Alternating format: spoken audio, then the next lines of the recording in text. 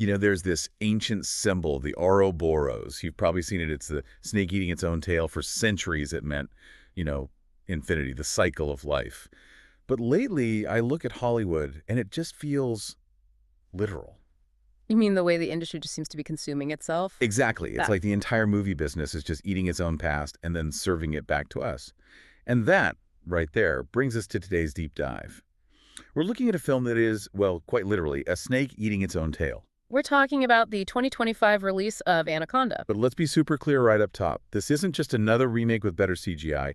We're diving into a very specific, and I'd say very risky, subgenre, the meta remake. This is a movie about making a remake of the movie Anaconda. Right. It's self-aware, it's ironic, and I gotta admit, on paper, when I first heard the pitch, I was in.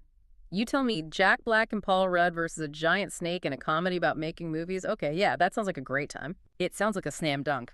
But that's the trap, isn't it? That's what we need to explore.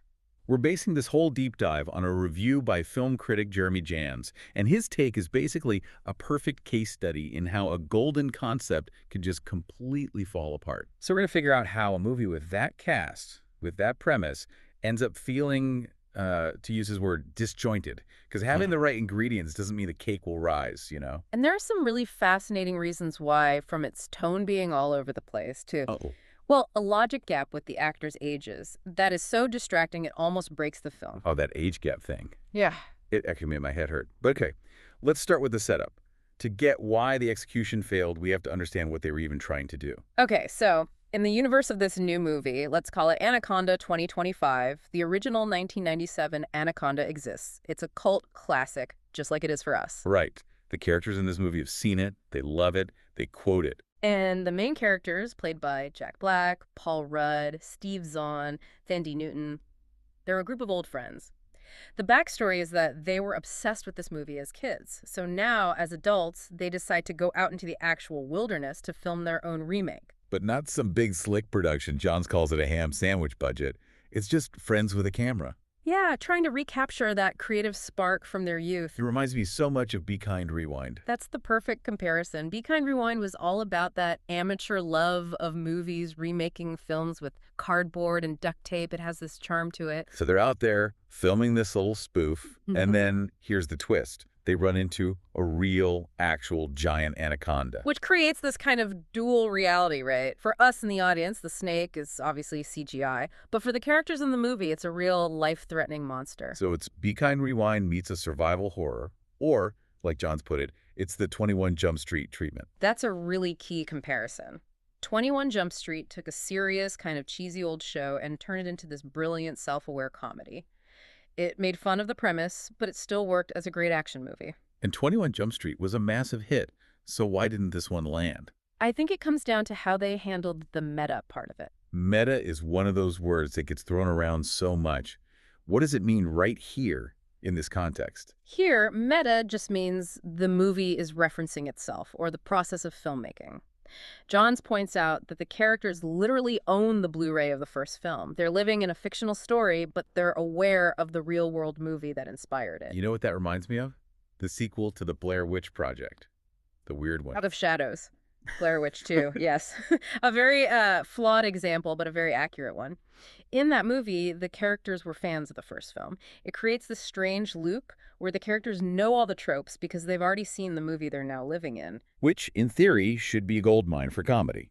And Johns does point out one joke that he thought was genuinely funny. It's this tiny detail about the script they're writing. Ah, the title page joke. Yeah. Right. So the real movie from the 90s is Anaconda. The sequel was Anacondas, plural. But in this movie, the script the characters are writing is called The Anaconda. It's such a subtle inside joke about filmmaking. It's so silly, but I get it. It's that pretentious writer thing. Like, it's not just an anaconda, it is the anaconda. And John said it was the funniest joke in the movie. But, and this is the important part, that's a very specific kind of humor. It's inside baseball. Exactly. If you work in the film industry, you get it. If you're just a casual moviegoer who wants to see Jack Black fight a snake, that joke means nothing. And if that's the best joke, well, that tells you something. Which brings us right to the main criticism. The identity crisis. The classic tonal whiplash. Johns argues the movie feels disjointed because it can't pick a lane. Is it a survival movie? A buddy comedy? A satire?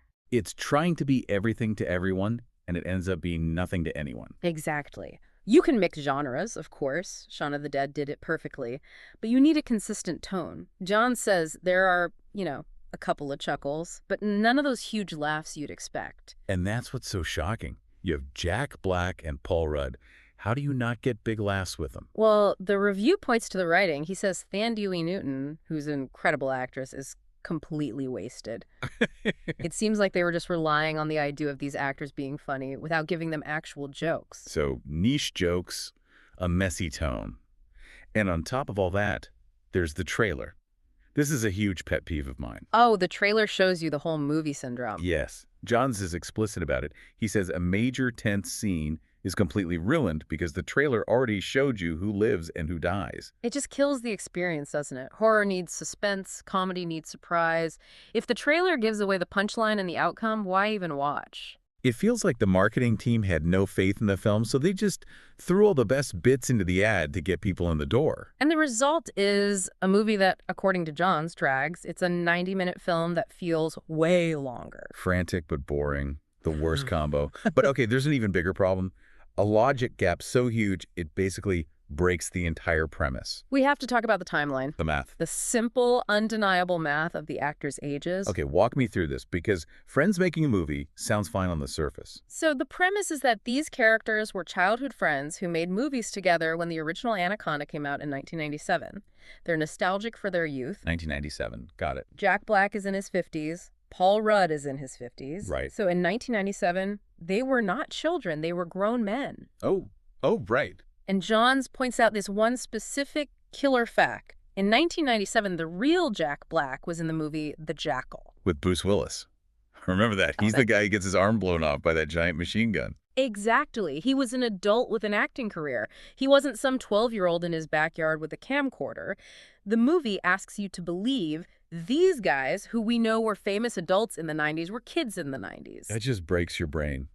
The whole meta-comedy relies on us knowing who Jack Black is, but the plot requires us to forget who he is. It's what Johns calls unintentional humor. You're just watching these 50-somethings trying to act like 30-somethings who are nostalgic for being 12. It's a total mess. And the review brings up this great point, that they had two easy ways to fix this. Right. Two options, and they took neither. What's option A? Cast young. Get some up-and-coming comedians in their 20s. That would feel authentic. You'd buy that they were goofy kids making a movie. That makes total sense. And option B? Option B is the one I think would have been genius. Go on. Lean into their age. The cocoon approach. Yes. Make it about a bunch of aging friends having a midlife crisis, trying to feel young again. Make the joke about their backs hurting when they run from the snake. We're too old for this. That actually sounds really funny.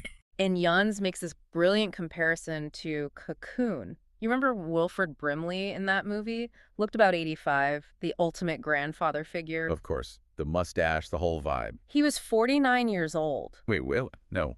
Wilford Brimley was 49 in Cocoon. 49, younger than Jack Black and Paul Rudd are right now. That actually just blew my mind. Our perception of age in Hollywood is so warped. It really is. But the point is, Cocoon embraced the old age story.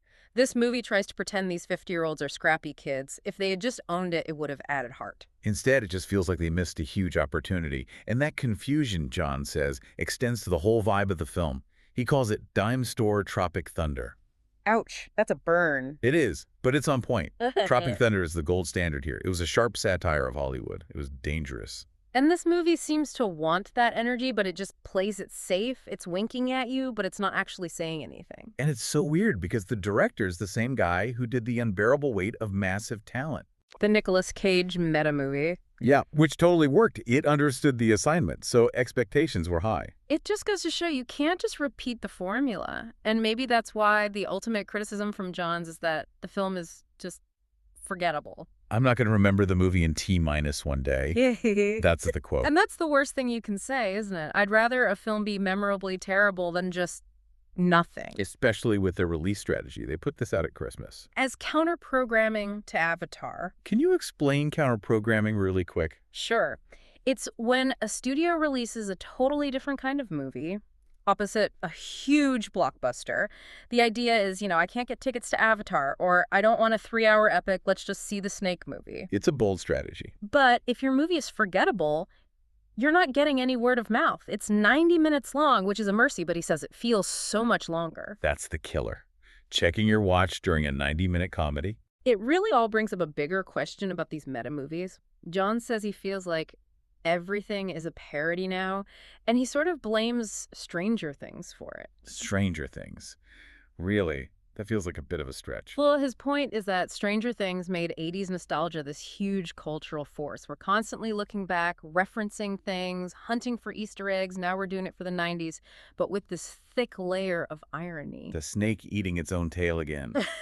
We can't just make a sincere monster movie anymore. We have to make a movie about how silly monster movies are. Exactly. It's like we're afraid of sincerity. It's a defensive move. You can't make fun of my movie because I'm already making fun of it myself. That is a sharp take. It's defensive filmmaking. And the source just argues that other films did it so much better. 21 Jump Street did it better. Even the original Anaconda, for all its cheese, was sincere. It was trying to be a fun, scary B-movie. You didn't know what it was. This new one seems embarrassed to be a movie at all. And that's the problem. Casual viewers are alienated, film buffs are annoyed, and fans of the original are just left wondering why they didn't cast the guys from Cocoon. That Wilford Brimley fact is going to stick with me for a long time. So, yeah, the verdict from the source is clear.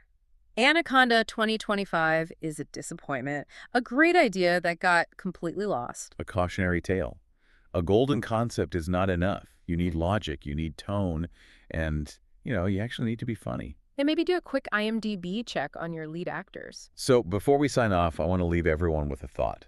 We talked about how we seem to be at a saturation point for meta commentary. It's a valid concern. So the question is, has the genre just peaked? Are we done with movies about movies? Or is there still room for this kind of thing if it's done right? Could this have been a masterpiece if it was just Gen Z kids who had no idea what a VHS tape was? Or if it was the Cocoon version. The potential is there, but maybe the wink-wink, nudge-nudge era of filmmaking needs to take a little break.